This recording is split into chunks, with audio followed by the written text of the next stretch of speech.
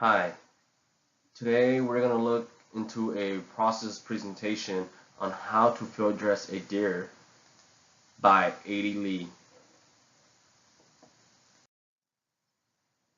And this slide here shows the overview steps that need to be taken in order to get a field dress completed.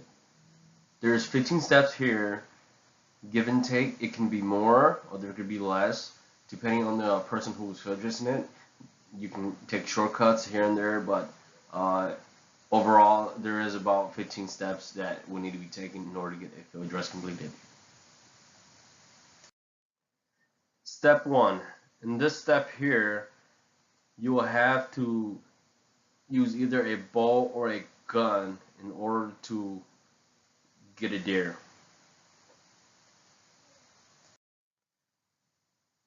Alright, in step 2 here, after you shoot the deer in step 1, you will want to start tracking your deer. Usually, when you shoot a deer, there will be a blood trail that you can follow that will lead to the deer. As you can see in the picture to the right here, it has a very good blood trail, and it's guarantee about 100% that that deer will be dead at the end of this blood trail. And the picture to the left here, as you guys can see, has little blood stains on the leaf, indicating that this guy must have been shot in the wrong location, or he probably just got scraped by the bullet or the arrow, in which it will be very difficult to find a deer with that kind of blood. Step 3. After finding your deer in step 2, these are the tools you're going to need in order to field dress. You're going to need an axe, a knife, a saw, and a pair of field dressing kits. Within this kit here, there is arm length gloves and latex gloves. In step 4 here, it shows you how to wear the gloves.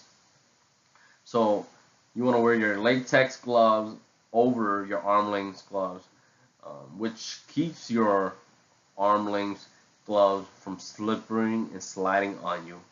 And the latex glove, it's really tight on your hand, so which gives you better grip with your tools.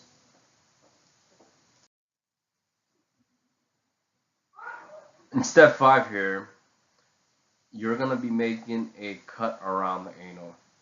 In the picture above, you can see the guy is using an anal plug. If you have one, you can use one. All you do is you insert the plug into the anal, pull it back out, and it will give you grip when you're cutting around the anal. If you don't have one, in the picture below, you can just hold the tail and make your circular cut around the anal. Both works.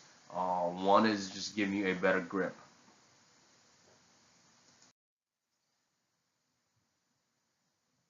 Step 6 here, after you do a circular cut around the anal, you're going to want to have a buddy. If you do have a buddy, hold the front 2 legs so you can start your incision and cutting. If you don't have a buddy, you can wedge the deer between rocks like the picture below, and or between the woods, or you could tie both legs to trees on either side so that it will give you better positioning when you're cutting the deer. Step 7. After having your deer positioned or having somebody holding your deer in the right position, you're going to want to split the hind legs open, grab the skin where the V forms between the rear legs, and that is where you're going to make your first incision. For a buck, it will usually be on top of the testicle, and for a doe, it will usually be right where the hind leg starts. In step 8 here, after you make your first insertion in the last step, 7, you'll want to have your knife in an upward position, going up the belly of the deer in the midline, being careful not to puncture the stomach.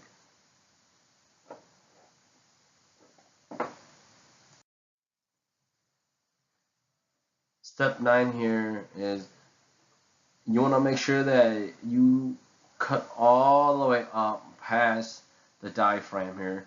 Now's the time to use your axe if you have one. If you don't, you want to make sure you have a sturdy knife in order to cut through the diaphragm. It's not as bad as hard bone, but you will need a good sturdy knife. Step 10. In this step here, you want to make sure that you cut the windpipe in order to take all the intestines and organs down. So it is crucial that in the last step 9, when you cut the diaphragm, you go high enough so that in step 10 here you can reach the windpipe. Step 11 here, after you cut your windpipe, as you can see in the picture, he cut the windpipe, it's loose now. All you can do now is pull the windpipe with the gut, and everything else will follow behind.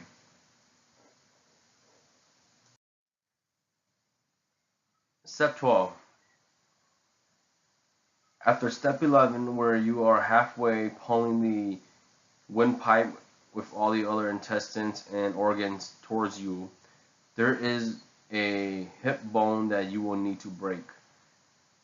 You can either use an axe or a knife to break through the hip bone. Once you break through the hip bone, all the entrails can come straight out. Step 13. In this step here, you'll want to cut whatever part you need inside the organs at this time, such as the heart and the liver, before it ever touches the ground and gets dirty. Now is the time to do the cut. Step 14. After you take all the gut and entrails out from the deer, you can leave that on the side, and then you can flip the deer over, as you can see in the picture, to get any remaining blood that it's still stuck inside out.